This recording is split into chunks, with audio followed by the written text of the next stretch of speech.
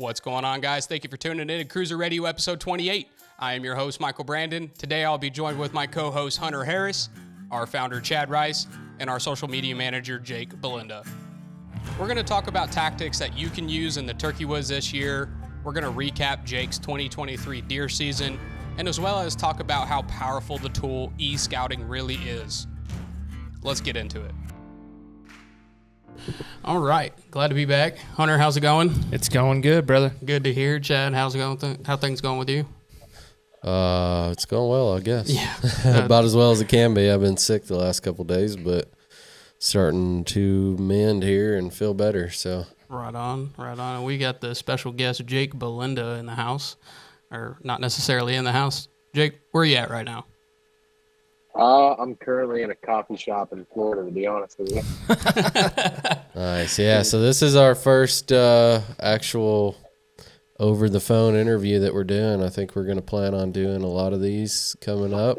Trying to open up the door to more people. You're our guinea pig, Jake, so Perfect. here we go, buddy. So I'll give a little quick introduction of who Jake is in case y'all don't know. Jake Belinda, he's our social media manager here at CRÜZR. But I'll just leave it short there. Jake, why don't you give us a little rundown about who you are, what you do, and what you enjoy? Yeah, appreciate it. Well, long story short, I am a cameraman / media guy in the outdoor industry, I should say. I picked up a camera, 5-6 years ago, and just continue to get better and better with it. And then I started my own company about 2 years ago, full time, and now working for myself and working for you guys, CRÜZR. So it's been a growing process, and I'm thankful for where I'm at right now. And there's still more to basically come down the road. It's constantly growing pains, but you gotta keep after it if you want to chase the dream. That's right, man. Sky's the limit. I mean, as long as you're willing to work for it, and what I know of you is you definitely are. So, yeah, always out there hustling. I know Jake's. There's no telling how many states he's traveled to in the last 2 years, just going around hunting, filming, meeting people. So yeah, if it's not for myself, it's usually for a client, or there's always a purpose for it. But that's kind of why I got into this industry, so to speak, is just for the love of the outdoors, and I'm just keep on going, and I love what I do. I can't complain. Awesome. Absolutely. Now, you said you were down in Florida. When did their turkey season open up? I know it wasn't not too long ago, wasn't it? About a month ago. Yeah, they south of 70, I think it's there's a line. The South Zone opened up a couple weeks ago, and then last week it opened up where I'm at, outside of Orlando-ish area. I'm actually on a trip right now filming a guy. I might have an opportunity myself here later in the week, depending on how the rest of the week goes and plans out. Heck yeah. So Right on. Y'all had any luck down there? yeah, we killed yesterday. It was absolutely an awesome hunt in the evening. They've been talking a little bit, but they've been henned up and not wanting to really move too much. But we caught one yesterday coming back basically to the roost area and cut him off, and it was an incredible hunt. Really picturesque. Florida's one of those places, if you're a turkey hunter, you got to get there at least once in your life. It's a magical place. Right on. How's now hunting in Florida for turkeys? How different is that from your home state? Oh, it's completely different. I mean, complete 180. Down here, it's so flat, and to be honest, the birds, their gobbles are really, really muffled. So it's what you think they're 500-600 yards off. They're really only 200 to 300. So you got to change your tactics up. Where back home in the mountains of Pennsylvania, you can hear a bird 3/4 of a mile away across a big valley on the other mountainside. It carries a lot bigger in those hollows. So it's completely different tactics. Yeah, seems like you can almost know exactly where they are in hill country. It's like, okay, that turkey gobbled, he's on this point by looking on a map. I know that's 100%. the way it is in Tennessee too, but it's probably a little harder to pinpoint them in Florida when they sound off. Yeah, it's not, and not only with how flat it is, it's really hard to pinpoint. And when they get on the ground, there's palmettos and bushes where if they're gobbling away from you, they sound real far. But if they turn to you and muffle it into a palmetto, it changes the direction. I mean, you get a general sense of the direction, but you're like yesterday, in the morning, to be honest with you, we thought they were 400 yards. We turned the corner after walking 50 yards, and they're within gun range with strutting. So Dang. we blew it, right there, just because we thought they were way farther than what they really were. Yeah, so I would say, I guess general consensus is it's probably a little harder to hunt in Florida than it is in Pennsylvania or Tennessee or wherever there's hills, right? Yeah, it's got its own challenges. I mean, the water aspect, how flat it is, how thick it can be in the palmettos. But then when it's really open, it's very open, and they can see a mile away. And they're smaller birds in general, so they're just harder to see, and they're not as vocal. Yeah. Are you saying they're smaller in Florida than PA or anywhere else? I mean, I don't know. Do they change size pretty everything large from state to state? So the turkeys are smaller down there, the deer are smaller down there, just in body size. Yep. There's just a lot more ag as you go north. Yeah. What do you think an average turkey weighs down there, Jake? I'd say the average is probably 16 pounds, 16 Yeah. to 18 pounds, I'd say. Oh, wow. Yeah, so here in Tennessee, we're killing on average Mid, probably lower 20s. Yeah, Yeah. mid to low 20s. So Yeah. good, significant. Because like a big I mean, bird, I've difference seen there. them. a big bird in Tennessee probably be like what? Anything over 25 probably. Yeah. 25? Yeah. Okay. I'd say anything over 20 is a pretty good sized bird. Yeah. Yeah, I've seen. We killed one last year that was down here that was 12 pounds. Golly. It was a That's mature like a bird. that's like a That's Small a big dog. rooster. Yeah. That's a big rooster. that's a Cornish hen, yeah. Yeah. Absolutely. Dude. So, I mean, I don't know. Does the beard size change for them since they're smaller birds as well down there? Well, Or you do they think, just, Jake? or are they just all dragging the ground? Well, they have longer legs. Their torsos they're just more of a slender build. They're still pretty tall because they wade through a lot of water, so they got the long legs, but their torso is smaller and more slender. But their beards are the same. They actually get really long beards down here. Maybe Yeah. that 10 to 12 Their, inch fe- range is pretty common. their feathers are a little darker too, ain't they? Yeah, their wings, true Osceolas are more of that speckled black, where up our easterns are more of that barred Brownish. Like yeah. brownish. white. Yeah, They got I know Osceola's got some of them can have some really long spurs as well. oh yeah, that one we killed yesterday was a hammer. It was an inch and a half. Old Dang. limb hanger, huh? Good Lord. Yeah, That's awesome, dude. So what You, kind? I was gonna ask, are you you're definitely filming all this, correct? yes, Awesome, yeah. dude.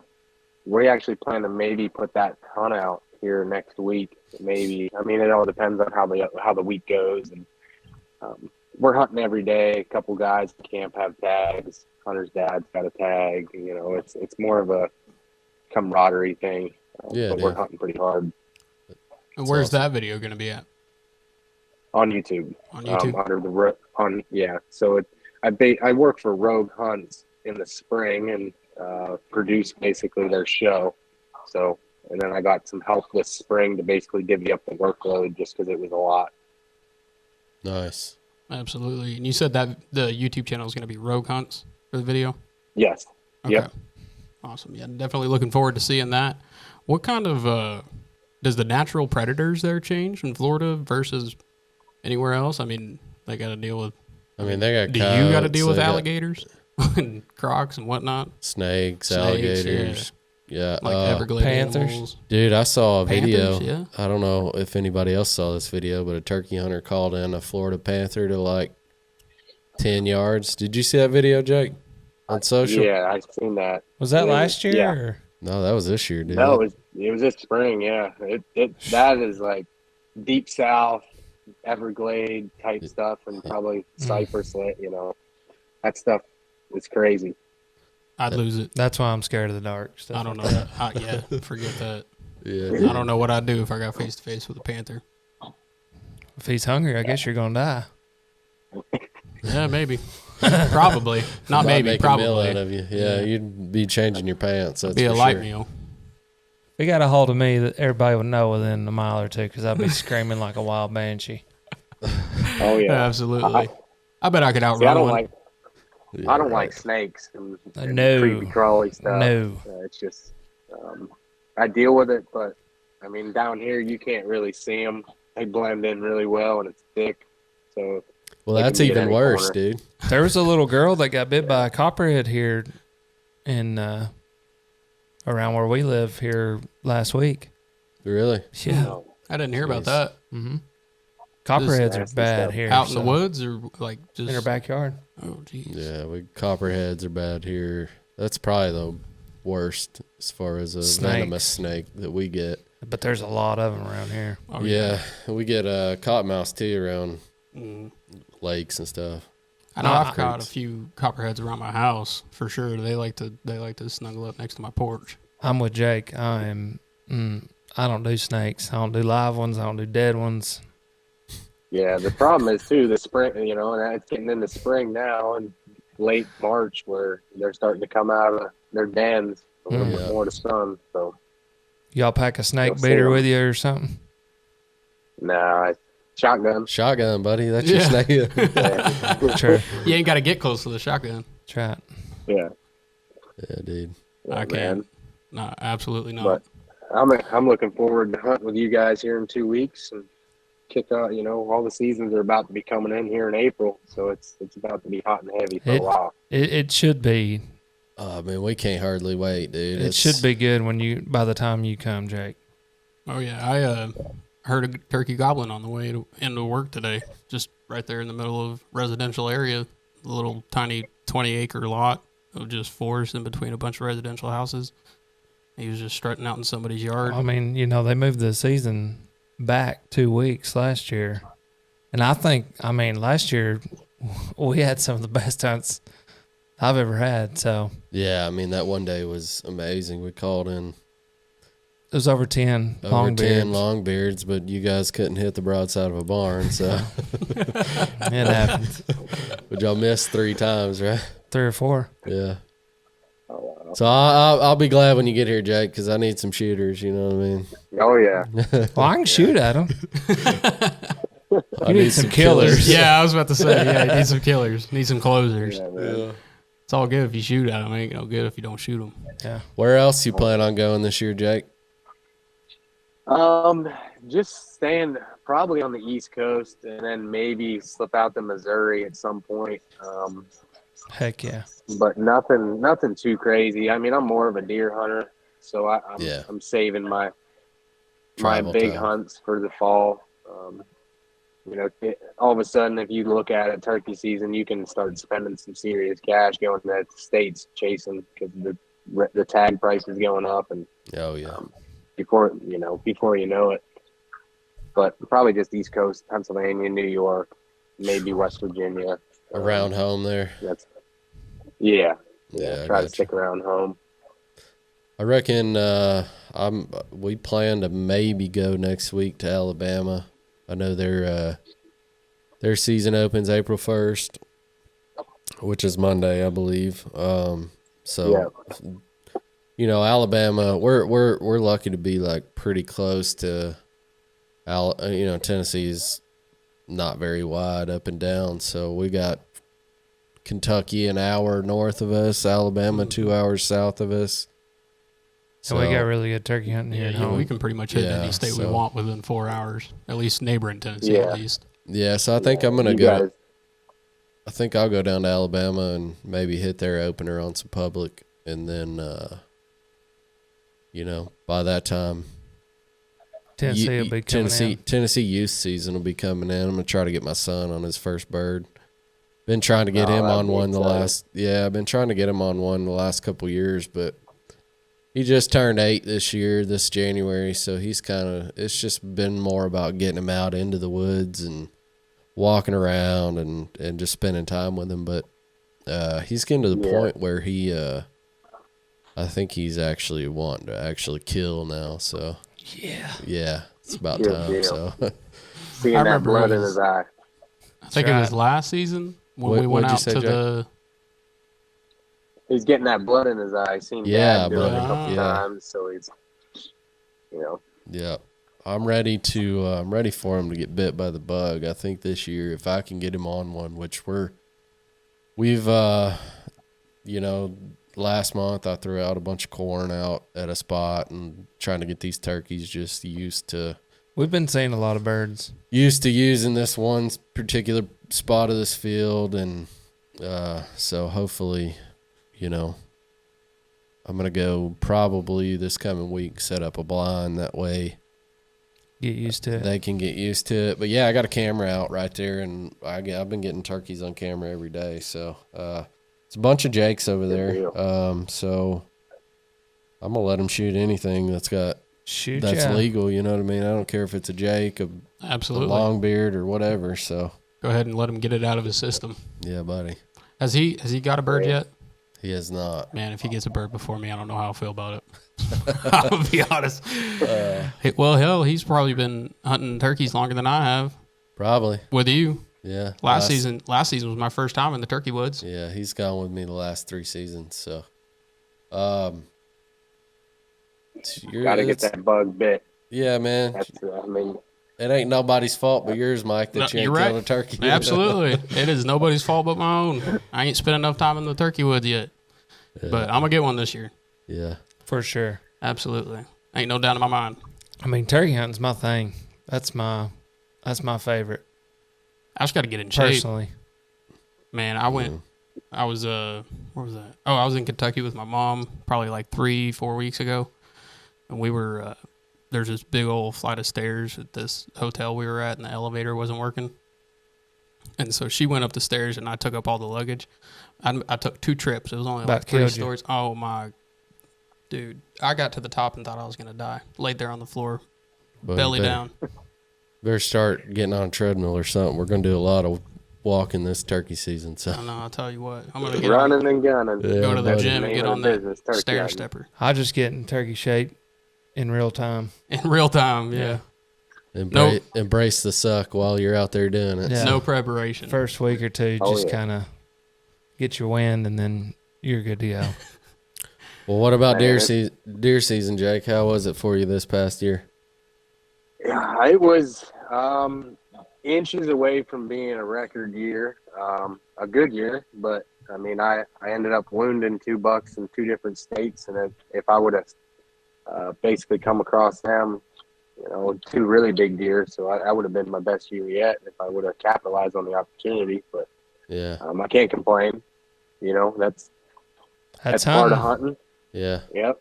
The opportunity was there. Learned a lot. About just my setups, just small stuff. It's constant learning curves. I shot a nice buck in Pennsylvania. I shot a elk out in Colorado over the counter. Heck yeah. Nice. Mule deer in Wyoming. And then, I think that was, and then, that velvet buck in Tennessee. Yep. Yeah. Dang, I'd say that's a pretty good year. Yeah. I killed a big goose egg. Same. Killed nothing but time, didn't you? Absolutely. Well, I know a little bit about that elk hunt, man. That thing, you didn't have to work too hard on that one, did you? No, I mean, I killed him in the first hour. But I mean, all the basically what it was a lot of luck involved with that, but it was right timing, right place, right time. Because I calculated 50 to 60 hours of e-scouting online, looking over the maps, just researching areas where guys are going to come in, just small intangibles. That's going to make a difference come to your successes. I mean, I look at water tables, how much rain certain areas get. I look at, historical weather data. I look at horse trains where outfitters might come in, where they might not.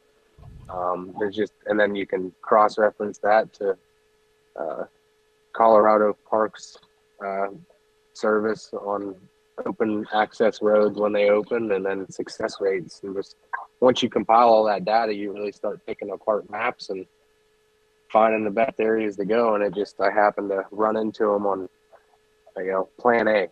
Yeah. So it wasn't, I mean, there was some luck involved, but you definitely put in a lot of homework and a lot of time. So. Yeah. And that's part of what you got to do in today's world. No There's doubt. so much, it's never been easier to learn, just because the power of the internet and social media, but you just you got to do your homework if you want to be successful. So I would rather put in the hours through the summers, since I can't physically be there to scout, try to do something to help out my odds. Yeah, dude. Well, it's definitely paid off for you in the past. I know that you, not this past season, but the season before, you had a really good deer season as well, where you killed a really nice buck in Ohio. Yep. How much do you think like the saddles helped you out with your game? Man, it's a game changer for me, because I like to hunt hot sign, and a lot of the terrain I hunt's big steep country, so you got to be lightweight and you got to be mobile, and being able to pick the tree daily I never get up in the same tree twice, pretty much. So that's saddle hunting to me is like, it's a no-brainer. Absolutely. I look at old pictures of me lugging around an old climber back in the day with a backpack on, and just killing myself, in a t-shirt. It's 20 degrees out because I'm sweating to death. And it's just, I laugh when I see that stuff. You're like, thank God them days are long gone, huh? Yeah, no regret switching over. So none at all. So Jake, are you hunting predominantly public land then? Yeah, I hunt pretty much 99% public land. The only private I've hunted was down in Tennessee on a buddy's place that actually butts up to public. Yeah. But that was pretty much it. Gotcha. Yeah. So back to the e-scouting part. That's a pretty important tool in your arsenal, you'd say? Yeah. E-scouting is probably my number one tool that I focus on, because it just narrows down areas, and then when you put boots on the ground, you can make that time count. With this industry and constant things changing, I have to utilize my time in the best way, shape, or form. So I don't have as many days as I used to have getting out in the field.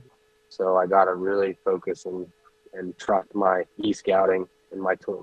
That's my number one scouting tool, is that picking maps apart. Yeah, I did quite a bit of map scouting this past year as well, because I hunted out of state in a couple different states this year for the first time, and it really helped me out a lot in Illinois. I was able to. I mean, Illinois where we were hunting, there's a bunch of like small tracts of public land that are broken up, and it helped me out because I was up there with a few people, and there were, man, I don't think I've ever seen so many trucks on public land as I've ever seen in Illinois during the first week of November. Couldn't find a parking spot. Dude, I'm telling you, there were so many people up there, but when something like that happens, man, you really got to go to that map scouting and really put in the time on just like looking at places that are, overlooked or kind of harder to get into, or, something that people because you can kind of tell where the obvious places people are going to go on the map, right, Jake? Yep. So I mean, that's the first thing I look at is like, where would the parking be? And then like try to like look at the map at an aerial view and like how people flow. And when you learn how people flow, then you can learn where to avoid. Yeah, because I mean, it's within our nature to just pick the easiest spot, right? Right, yeah, I mean, the it's past like, most traveled type. yeah, if there's a creek crossing here, like an intersection of creeks, or like a thermal hub or something, you almost know somebody's going to be in that. So, Right.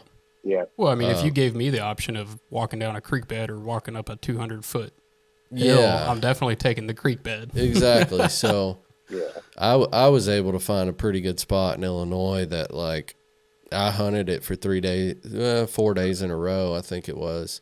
And I only had one person walk in on me. So it ended up being a really good spot. I saw probably the biggest buck I've ever seen in the woods walk 70 yards from my stand. And then I would say that deer was pushing 170. And then, Wow.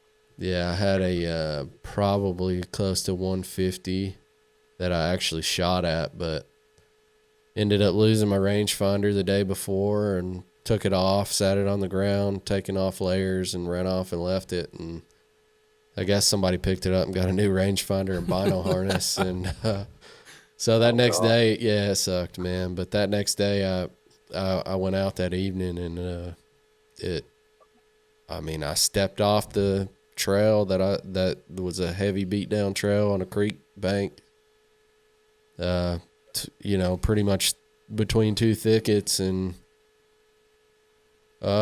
he came down the trail just like I drew it up, man, and I judged it for 20, and it was 25 or 24, and I just shot right under it. So it happens, I've been there. Yeah, it sucked, man.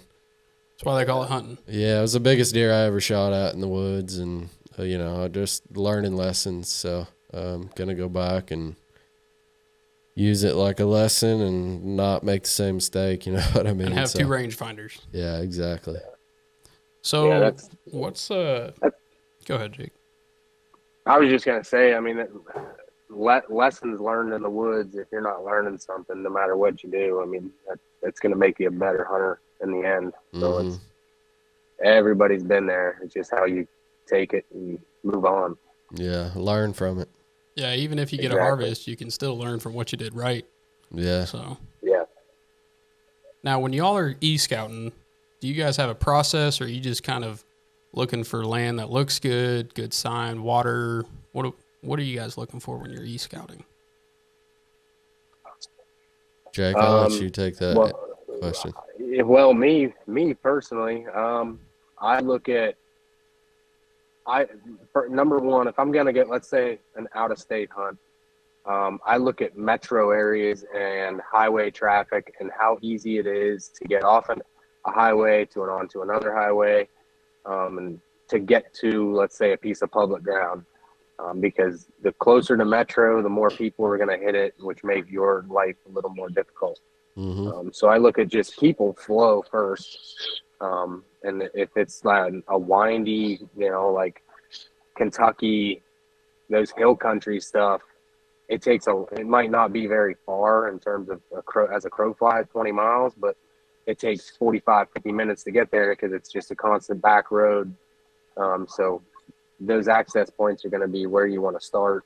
And then, pick it apart from there. So just the flow of people, I scout where people would be more than anything, not where deer are going to be. Yeah. Yeah, I'd say that's a pretty good tip as far as just trying to avoid where people are at. Human pressure. That way you can get away from where the pressure's at. And I mean, there might not be, like in Illinois this year, I didn't really have that luxury because Illinois is pretty populated, especially where we were at. I mean, there's not a ton of like huge tracts of public. I mean, there are, but the place we were hunting there weren't. But I mean, it's always going to be getting away from human pressure, in my opinion, because obviously the deer, they feel the pressure. Yeah, I mean, there's big deer arguably across the country. Sure. And it's like, I mean, I've talked with guys that they didn't find any sign, but that's where they shot their biggest buck because there was nobody there. Exactly. You just got to find where nobody's at, depending on the time of the year. Obviously, everybody wants to hunt the rut in November, So people might be hunting there for the past couple weeks. You got to kind of figure out where nobody went, and you might not see a lot of deer, but you might see what you're after. Exactly. Well, it's a little different in the rut, in my opinion, because the deer are laying down a bunch of sign. So it's, I think the freshest sign away from human pressure. I mean, even if there is human pressure in there, I mean, it just takes one doe in heat to come through and they lose their minds and they don't care about anything else but her. You know what I'm saying? I mean, when I was hunting that one spot, I mean, like I said, I only had one guy walk in on me, but there was another guy that I ran into in the parking lot. He was hunting maybe 250 yards away from me. But,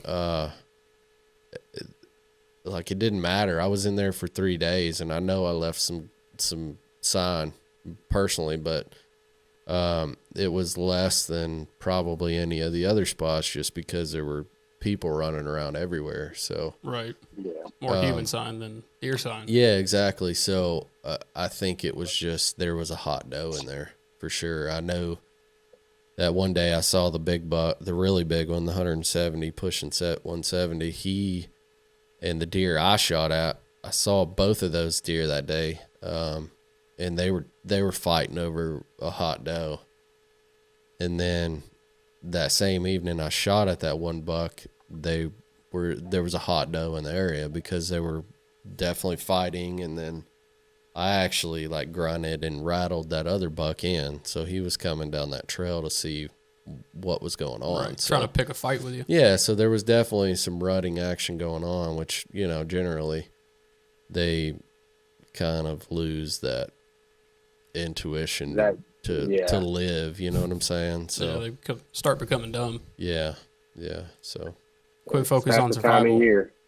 Yep. That's why everybody loves to hunt the rut, man. They make mistakes, and when they make mistakes, that's when they get killed. So it's your best opportunity to kill them anyway. Yeah. Absolutely. Yeah, Go ahead. a big thing with now, Chad, did you see a lot of scrapes and rubs, let's say on the access, where you were coming in? Oh, absolutely, dude. Because we were coming through a cornfield. There was a big long, it was like a long finger field, and they had planted it in corn. It was actually still standing until the second to last day, and they cut it one evening.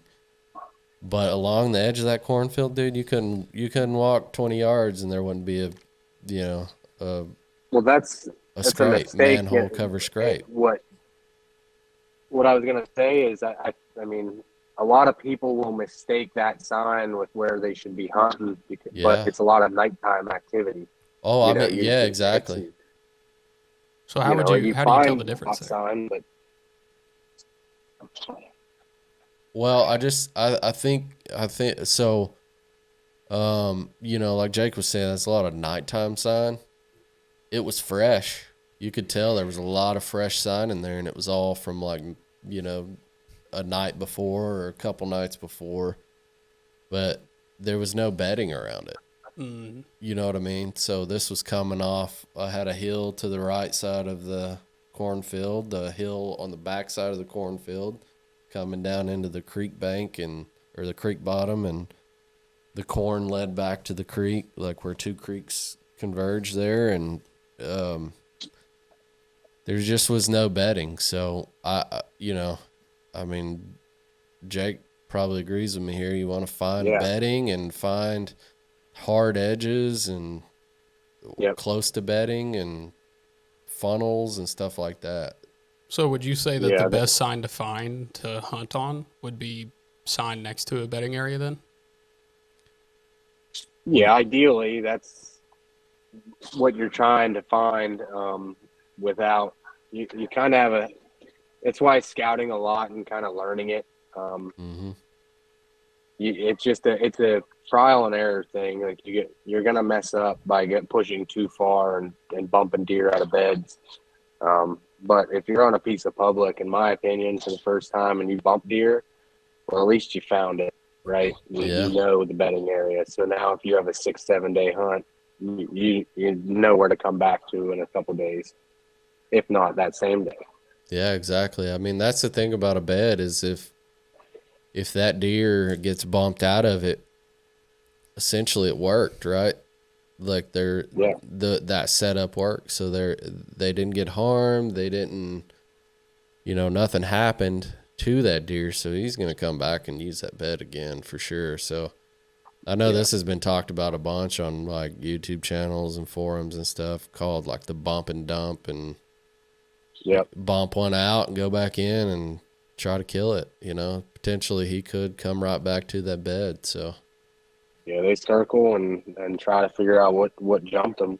yep. It might be a couple hours, maybe the next day even, but it's a tactic. If you have the patience, it can work.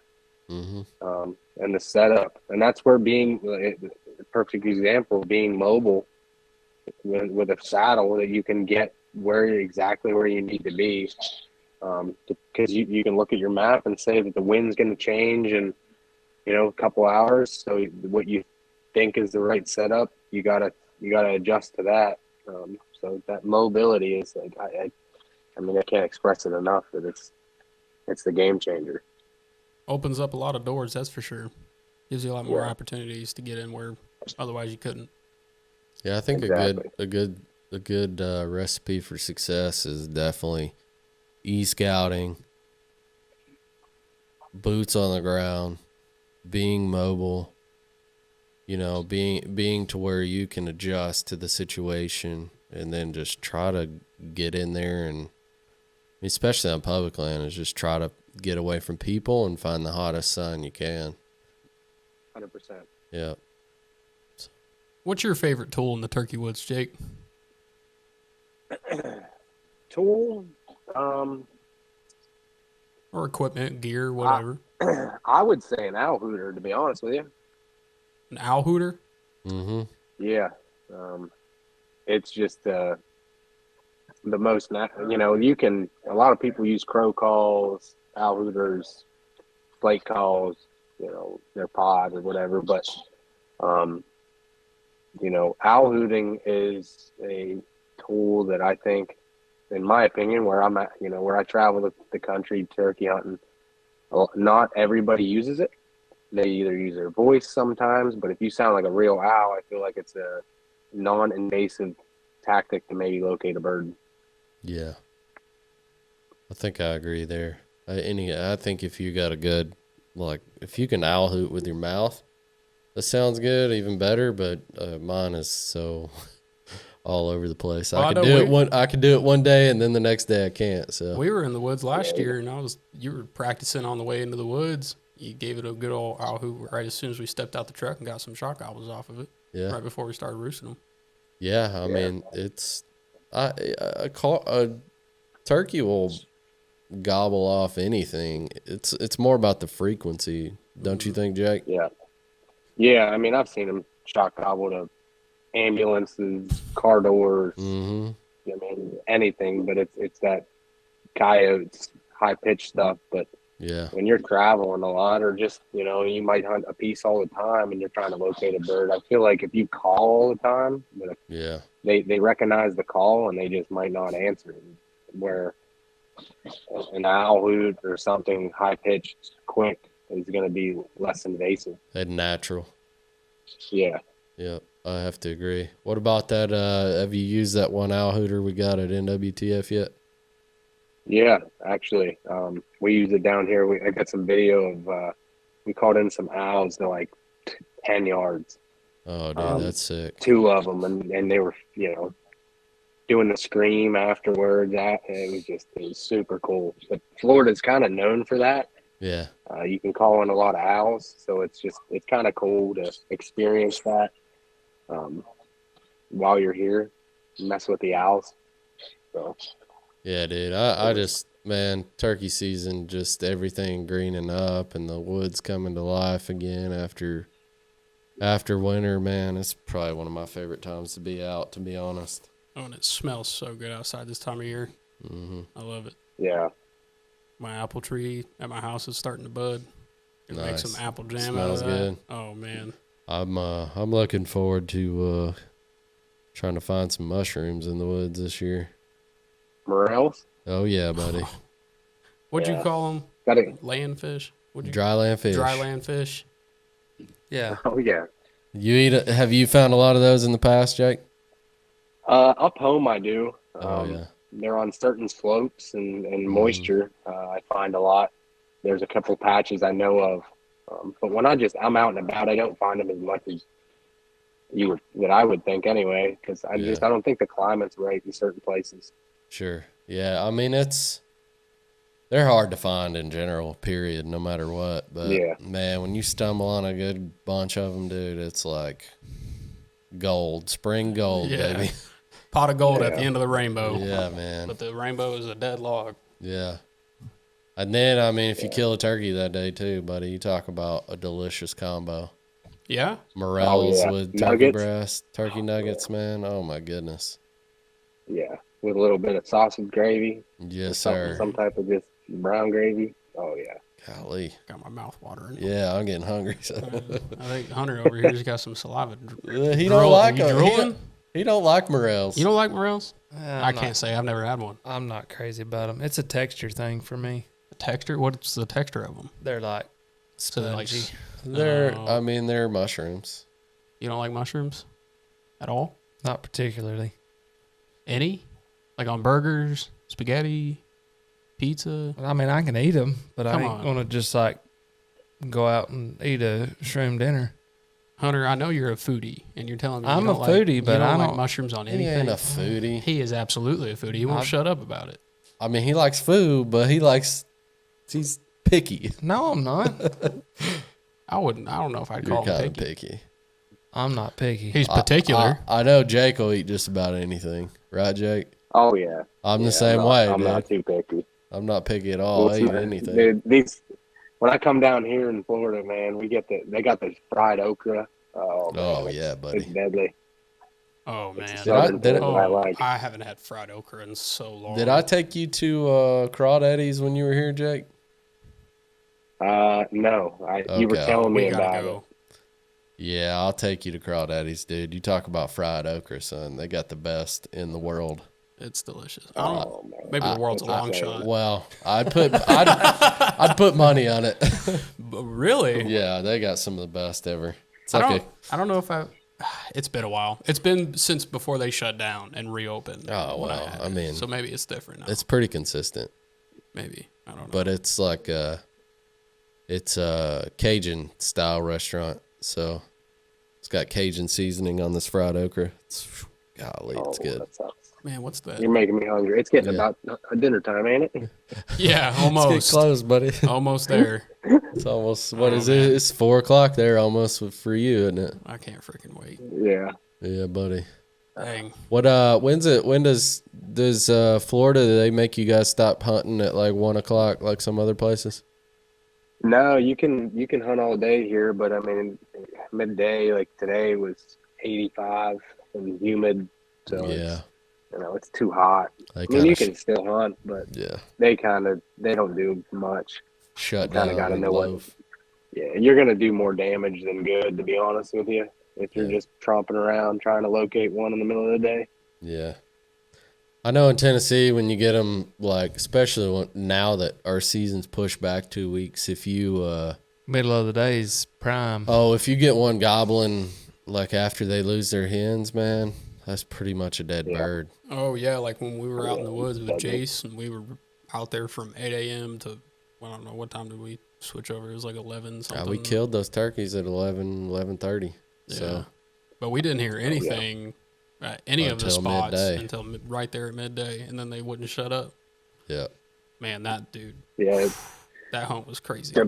a big tip I tell guys, like even back home, is like this time of year, like since it's 2 weeks before your guys' season, when you're driving by your places that you're gonna hunt, get out at like noon, 10 o'clock, see where those, and try and locate one just once to see where they move from maybe the roost, because everybody goes in roost birds, but they never check on them when they're somewhere like mid-morning to afternoon. yeah, strutting in That's, the field or whatever. Yeah. Yeah, Find that strut figure out where zone. they're moving. Yeah. Hang on. Let me write that down real quick. Yeah, dude, I'm telling you, like I've told people, like I mean, unless you, especially like the first couple weeks of season. I mean, it's different now that they moved ours back 2 weeks, but before they did that, I tell guys if they don't turkey hunt a ton, I'm like, dude, just don't even worry about getting up early. No, just go out midday and try to strike one up. That's my kind of hunting. I mean, the thing is like unless you roost them, like they're gonna be henned up, and then they're not gonna want to talk. And if they do talk, you're not gonna pull them off their hens. Yeah. It's more like when they're out strutting and they breed the hens, they lose their hens for the day. Then they're going to look for a new one. That's when you want to get. Yeah. They're still riled up and they want to find. You say you sweet talk them a little bit, and They're looking for their next target. Yeah, that's it, dude.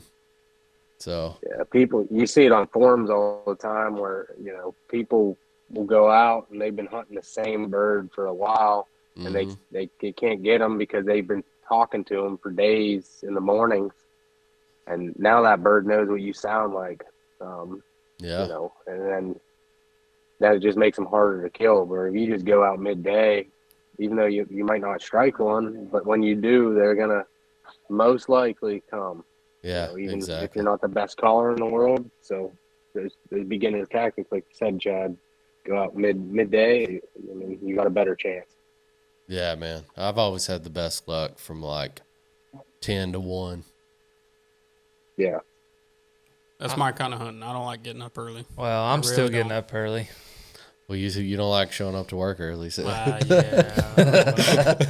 About that. Yeah. I do stay late. We're 5 a.m. risers here. Yeah. Yeah, I mean, me and Chad are probably. We're in the same boat with you, Jake. It's just it's tough for me. I don't know what else to say. Some people are morning people and some people ain't. I have spent some my people entire are men life. and some people ain't. What? All right. Okay. I didn't say you, Michael. Yeah. Well, that's fine. That's fine. I've spent my whole life working in the evenings, staying up late, and getting up late. Yeah. This is the first job I've had where I got to get here early. Dude, it's not even early. It is to me. Early is relative. I know there's some people. I know there's some people right now listening to this that agree with me. Now, most probably agree with y'all, but there's some. There's a very small minority. I can that agree with me. you, Michael, because my past life playing baseball, when I was a closer, professionally, if you think about it, my peak like performance level or energetic level of the day was 9-10 o'clock at night. Yeah. That was like my peak time, where a lot of people's peak time is 12 o'clock in the afternoon.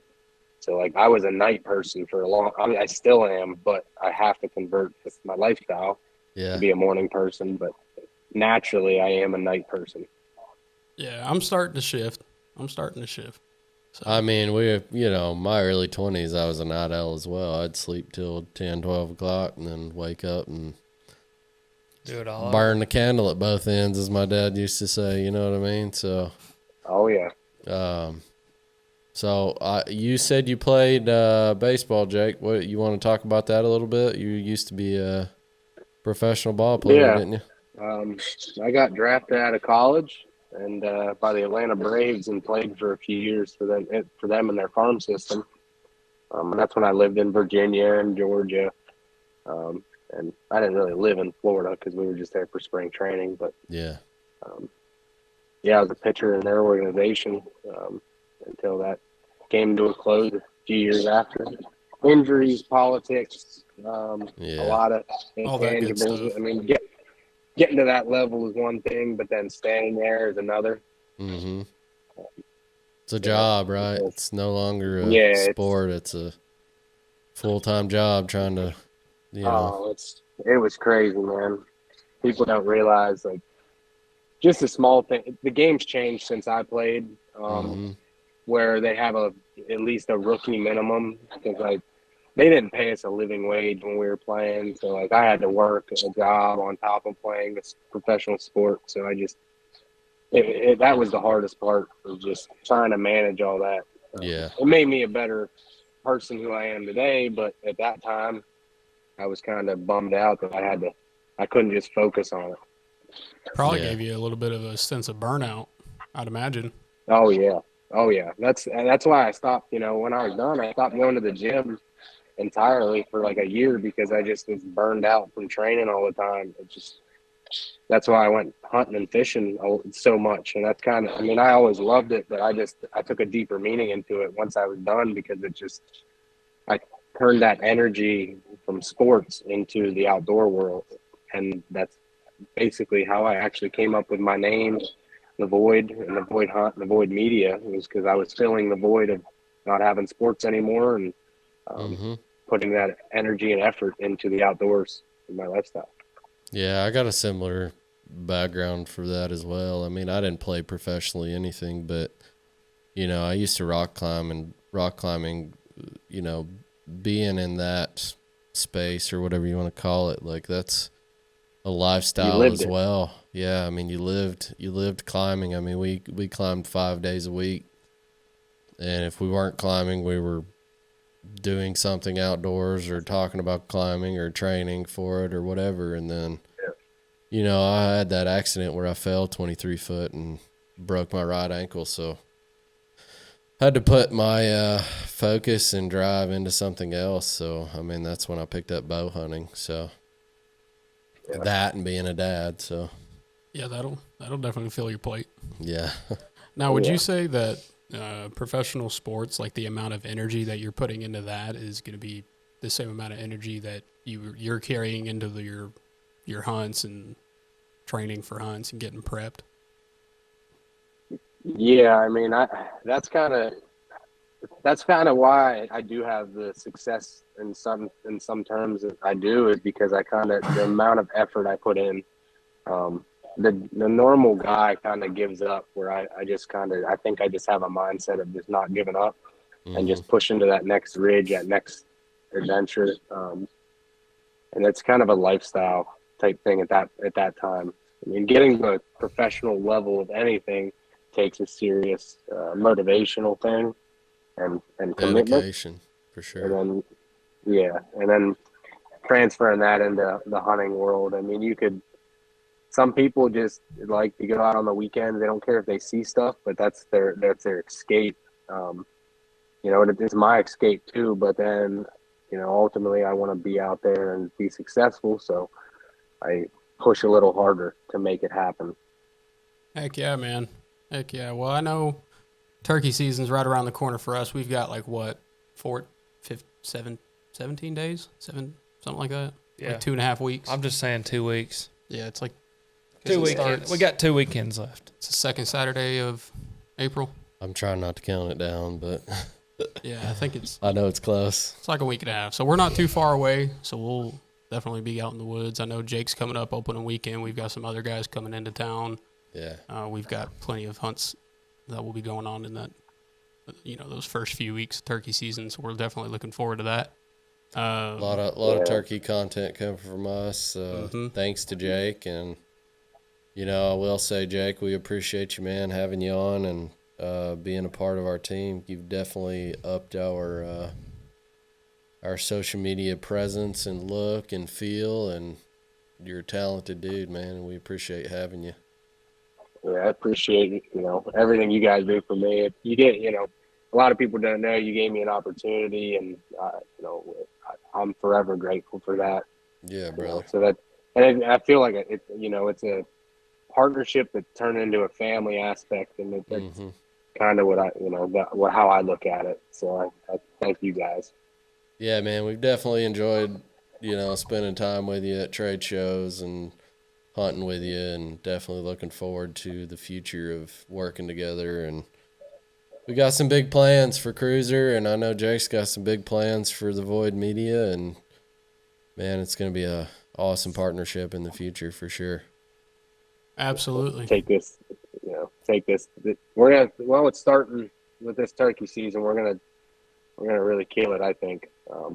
I think so I'm too. excited to come down with you guys and see what we can come up with. Man, hopefully it pans out like it did last year, because we had a heck of a season last year. And that first opening day, we killed 5 birds among 8 of us. 4 or 5, yeah. I think it was 5. Yeah, Yeah, it was 5. yeah. We so- had 4 here for that picture that we posted. No, there was 5. Mm-mm. One. Yeah, no, there we was took- 5. There was 5. No, Oh, you're right. There was 4 We have- because Chandler didn't kill one. That's right. But Yeah. yeah, so with the opening week, I tagged out opening week. So Hunter so killed did Evan. one. Evan accidentally tagged out the first day.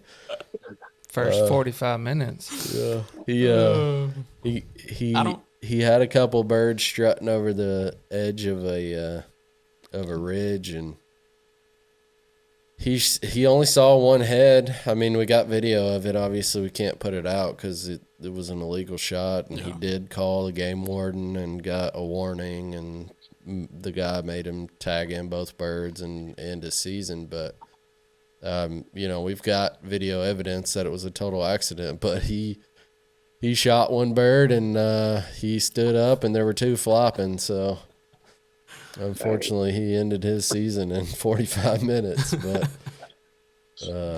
Accidents do happen. yeah, man, that's the way it goes, especially with turkey hunting. I mean, there you can see it on the video. There's no way he saw That both shouldn't birds. be illegal, in my opinion. Yeah. Well, That's not an accident. That's skill. Well, yeah. unfortunately, we don't make the rules. Yeah. Or just fortunately follow for some, I guess. Yeah, we just follow them. Try to anyway. Yeah, to the best of our ability, that is. Yeah, but no, this year is going to be great, man. We got a lot of plans, a lot of cameras going to be following this year. So hopefully we can put out some great footage for everyone and ourselves, memories we can look back on. So I'm excited. Oh, yeah. Absolutely. Well, guys, we appreciate everybody tuning in and listening to another episode of CRÜZR Radio, and we'll catch you on the next one.